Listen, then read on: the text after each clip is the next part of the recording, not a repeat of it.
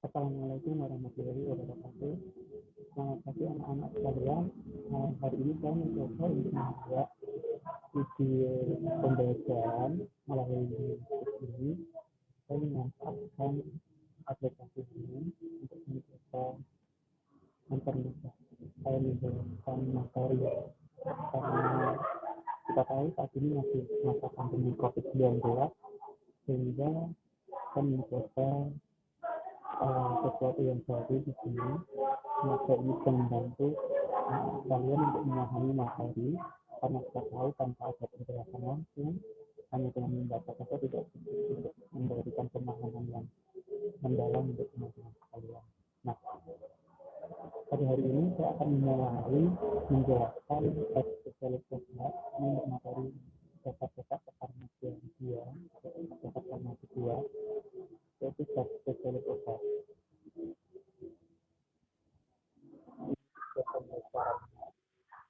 Jadi setelah mempelajari kompetensi ini, siswa-siswi diharapkan dapat mengetahui tentang definisi spesialis dasar, yang kedua mengklasifikasi spesialis dasar, dan yang ketiga menyebutkan nama-nama spesialis dasar.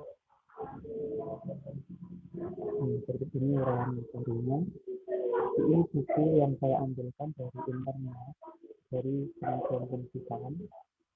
Isi bukunya sedikit berbeda dengan buku yang dimiliki oleh teman-teman, tetapi justru buku ini lebih lengkap menjelaskan spesialis dasar dibandingkan buku yang dimiliki oleh teman-teman.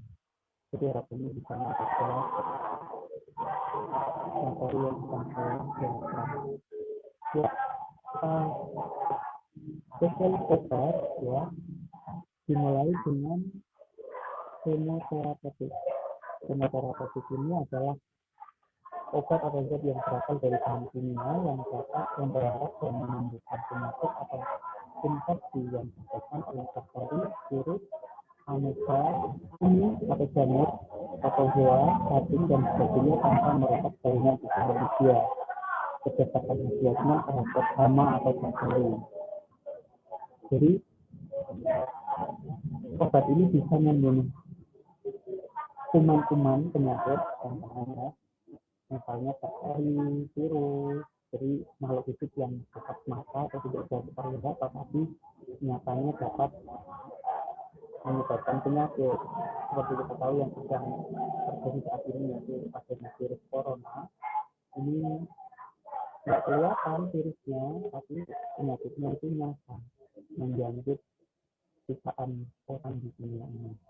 Nah, yang termasuk golongan kemoterapeutik atau antibiotika, ini sangat terkenal sekali: sulfonamida, antimalaria, anti-ameba, anti-nyeri ya, anti-fungi, antivirus, anti-neoplastik atau anti-kanker, anti-leukosit dan anti-leukom. Kita akan bahas satu persatu. Kita mulai dengan antibiotika. Antibiotika itu atau antibiotik ya kita sebutnya berasal dari kata Latin, dari dua kata yang mana anti itu artinya lawan, kemudian bio itu artinya yang ini kenapa unik karena fungsinya untuk membunuh bakteri ya, makhluk yang sangat kecil. Tetapi antibiotik ini sendiri juga dihasilkan oleh mikroba, terutama jamur dan bakteri tanah yang dapat menghambat pertumbuhan atau membasmi mikroba jenis lain. Sedangkan bakteri ini dipastikan aktivitasnya atau kemampuannya untuk meracuni manusia itu relatif sangat kecil. Nah, makanya ini digunakan untuk mengobati penyakit. Nah, intinya banyak penyakit yang disebabkan oleh bakteri. Misalnya, batuk pilek juga disebabkan oleh bakteri. Orang kecelakaan jatuh kemudian ada luka terbuka, itu bisa sangat mudah pasti menjadi bakteri ya. Kemudian dalam tubuh, penyakit infeksi mata-mata itu adalah penyakit yang disebabkan oleh bakteri. Misalnya infeksi saluran penting, infeksi otak, infeksi apa namanya saluran pernapasan, infeksi saluran pencernaan, itu semuanya adalah penyakit yang disebabkan oleh bakteri. Nah, obat yang mengobati penyakit infeksi, obatnya disebut antibiotik. Antibiotik ini dikelompokkan menjadi beberapa golongan. Yang pertama yaitu golongan penicillin, ya. Kemudian yang kedua golongan cephalosporin, kemudian yang selanjutnya golongan aminoglycosida, kemudian golongan chloramphenicol, selanjutnya golongan tetracycline, golongan makrolida, golongan rifampicin dan asamosida, serta golongan lain-lain. Kita lanjutkan ke golongan sulfonamida. Sulfonamida ini ya mirip-mirip dengan antibiotik. Cuma bedanya sulfonamida ini rumus kimianya yaitu H2N C6H4 SO2NHR adalah antimikroba yang digunakan secara sistemis. Sistemis itu artinya ke dalam seluruh tubuh, menyeluruh gitu ya, maupun topikal ya. Topikal itu artinya untuk kulit, untuk beberapa penyakit infeksi. Nah, dulu sebelum ada obat-obatan antibiotik, sulfa itu adalah obat yang digunakan untuk membunuh bakteri yang paling utama, ya. Tapi kemudian seiring berkembangnya zaman, ditemukanlah antibiotik. Akhirnya lebih banyak digunakan antibiotik karena lebih poten atau lebih manjur. Kemudian pertengahan tahun 1970 penemuan kombinasi antara primethazine dan sulfamethoxazole atau kita sebut dengan cotrimoxazole itu digunakan untuk membunuh bakteri juga, dan ini merupakan bagian dari sulfonamida. Obat berikutnya yaitu antimalaria. Antimalaria adalah obat yang digunakan untuk mencegah dan mengobati penyakit yang disebabkan oleh parasit bersel tunggal atau protozoa. Nah, mungkin teman-teman pernah mendengarkan istilah protozoa dalam pelajaran biologi. Protozoa ini makhluk kecil juga, hanya saja bedanya dengan bakteri, protozoa ini selnya tunggal, ya. Nah, kemudian penyakit yang disebabkan oleh protozoa ini cara penularannya melalui nyamuk Anopheles betina, ya. Itu penyakit malaria disebabkan oleh protozoa, penularannya melalui gigitan nyamuk Anopheles betina, ya, yang menggigit pada malam hari. Caranya dengan posisi menjungkit atau nyamuknya itu menunjukkan apa ya, istilahnya ya, seperti bagian ininya jaring. Nah, gejala penyakit malaria diantaranya yaitu demam atau panas. Demamnya sampai menyebabkan orang terkejut menggigil, kemudian pusing atau sakit kepala, dan ototnya terasa sakit semua. Nah, ada ciri-ciri yang tak nampak yaitu hatinya menggetar, ya, sehingga timbul rasa mual-muntah. Jalannya demam kecil, sakit kepala, nyeri otot, serta mual-muntah dan kekurangan darah atau anemia. Untuk obat malaria sendiri ada yang digunakan hanya untuk mencegah atau profilaksis, atau yang digunakan untuk menyembuhkan dan mencegah demam, disebut dengan kuratif. Dan ada obat-obat yang mencegah kambuhnya kembali penyakit malaria. Ada juga obat-obat untuk membunuh gametosit, ya, yaitu ketika malaria itu sudah berkembang biak di dalam tubuh, kemudian itu gametosit, ada obat yang sebenarnya untuk membunuh gametosit. Selanjutnya penggolongan obat anti amoeba. Nah, obat yang mengobati penyakit yang disebabkan oleh protozoa juga, tapi jenis protozoanya berbeda. kalau malaria tadi protozoanya itu tadi namanya nyamuk Anopheles. Nah, kalau yang amuba namanya protozoanya Pentamusa histolytica yang dikenal dengan bakteri amuba. Ya, selanjutnya yaitu obat antimintik. Ini untuk vaksin, biasanya untuk anti lebih seringnya setiap 6 bulan sekali harus minum obat antimintika kalau nggak vaksinan ya. Ada anak yang vaksinan itu ciri-cirinya misalnya perutnya menggigit tapi badannya kurus. Nah itu ciri-ciri anak-anak yang terkena vaksinan ya. Obatnya disebut antimintik. Obat ini yaitu antifungi. Antifungi ini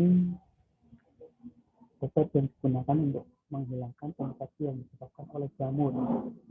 Tentu jamurnya bukan jamur yang biasa kita makan, ya, tapi jamur yang tidak kasat mata juga, jamur yang nggak bisa dilihat dengan mata telanjang, kecil gitu ya.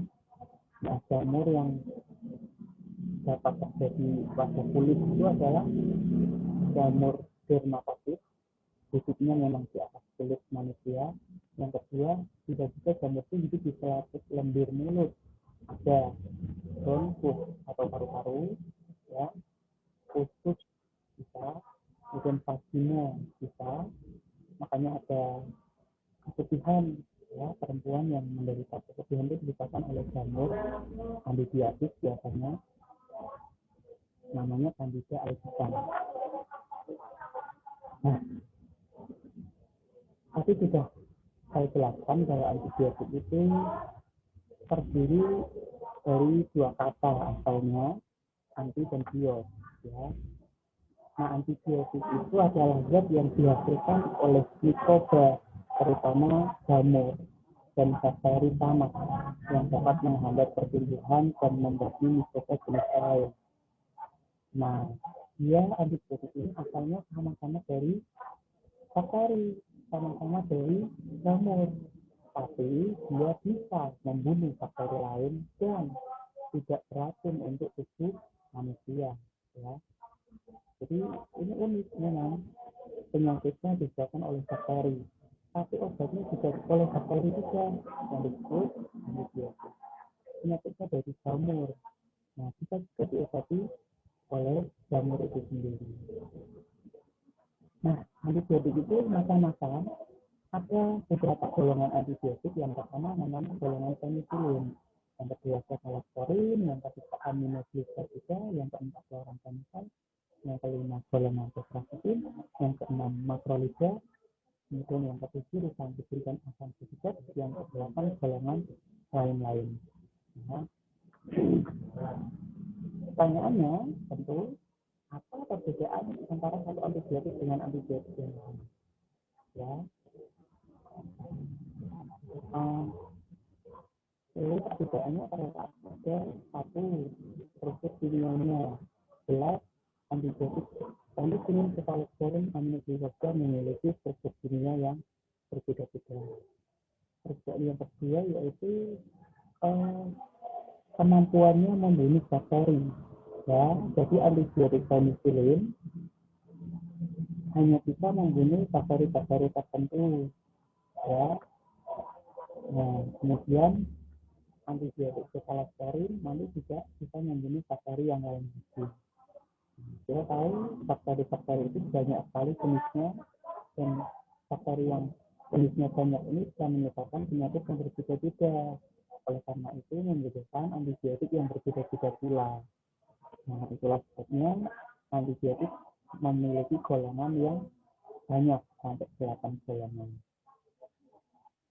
Perbedaan yang berikutnya yaitu diantaranya proses penemuannya, ya. Jadi biasanya antibiotik yang lebih lama ditemukan itu apa namanya, gini, antibiotik yang hari-hari ini ditemukan, ya, yang belum lama ditemukan, itu biasanya lebih bagus dibandingkan antibiotik yang sudah lama ditemukan ya. Nah, contohnya gini,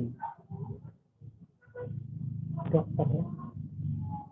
Kalau dokter umum itu biasanya memberikan antibiotik yang jenis lama ya, jadi relatif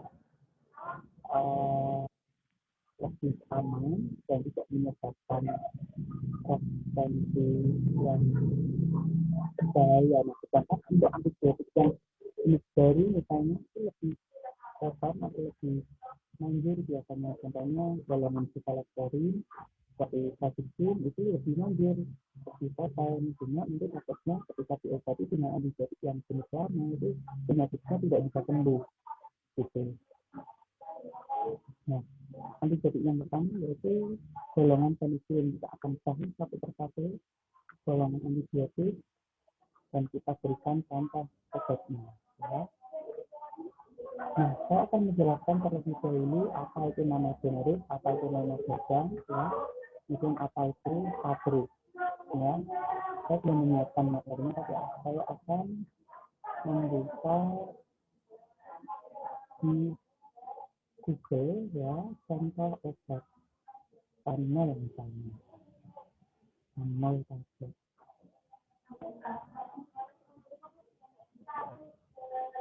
Nah ini ya gambarnya saya bukakan. Nah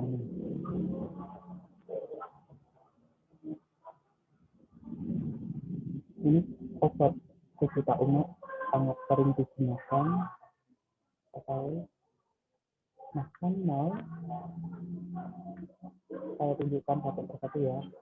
Panel ini merupakan nama paten ya atau merek dagang. Paracetamol ini merupakan nama generik ya. Kemudian ini fungsinya penurun panas pada nyeri. Nah, pabriknya namanya Sanbu Pharma gitu. Nah, nama paten itu adalah nama dagang yang dibuat oleh pabrik tertentu. Nah, sedangkan nama generik itu, nah, saya akan menjelaskan. Nama paten itu adalah obat milik suatu perusahaan ya dengan nama yang khas yang dilindungi oleh hukum yaitu merek terdaftar atau proprietary name. Nah, misalnya contohnya ada pabrik ini, pabriknya namanya Sanbu. Dia membuat obat namanya Sanmol. Obatnya nama generiknya paracetamol. Nah, nama generik itu apa? Nama generik itu adalah official name ya. Nama obat yang digunakan di semua negara yang tidak melanggar hak paten dari obat yang bersangkutan ya. Jadi kalau kita ibaratkan begini ya,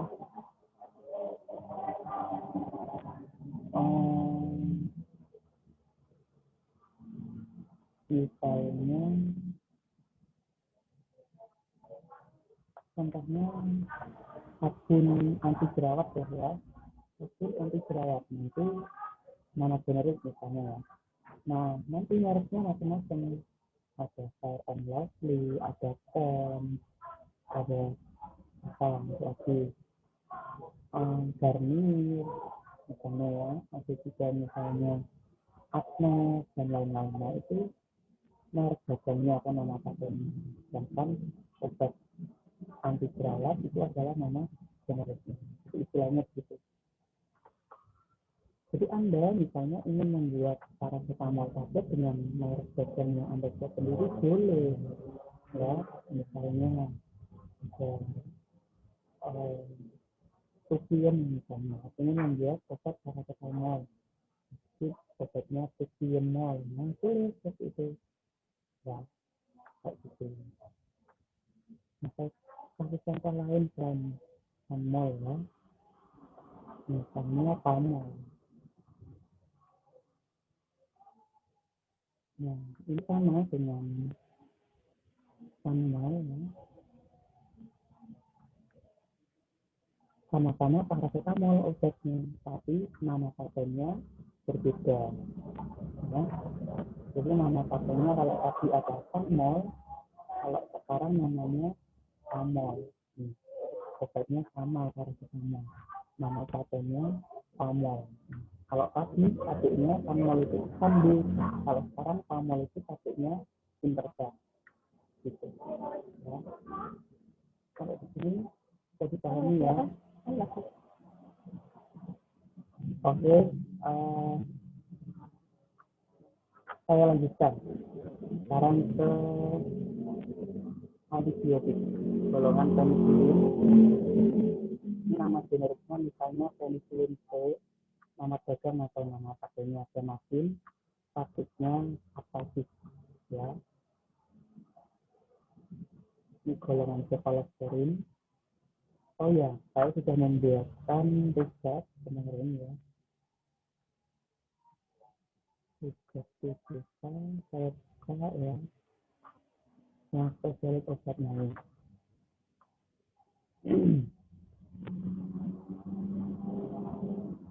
Nah,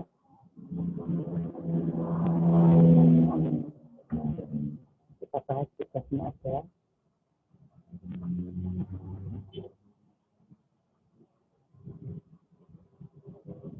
Nah, ini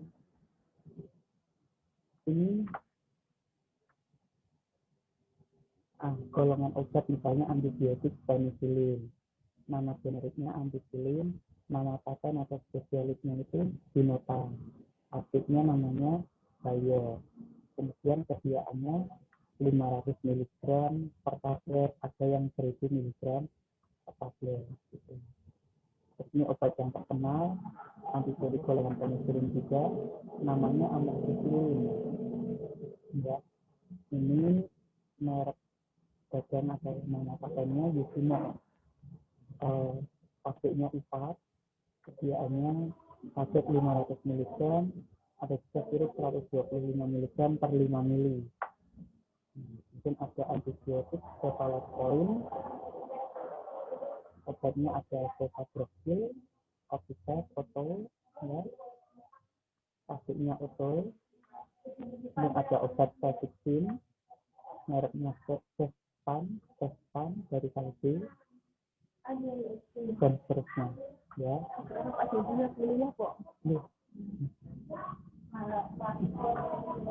Ya, antibiotik Cefixin, Macrolizia, ini tidak akan saya bacakan semuanya, tetapi nanti bisa dibaca sendiri. Dan ada, saya lanjutkan langsung aja ke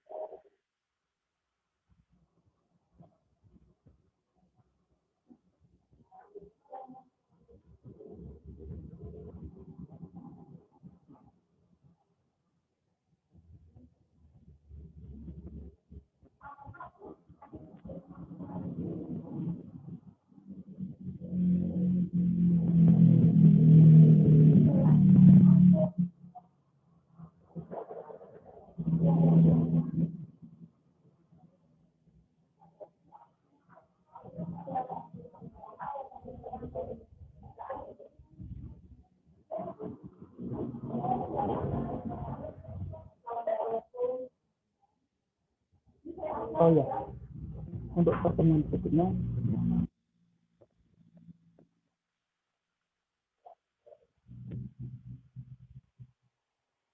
ya, ini tugas ini tolong dilakukan sesuai dengan instruksi yang saya berikan. Nanti juga terbarang pada saya 10 ya, pemenuhan apa yang akan ketemu saya di sekolah itu. Kemudian materi hari ini semoga bermanfaat, dan kalau ada kekurangan saya tutup kajian. Assalamualaikum warahmatullahi wabarakatuh.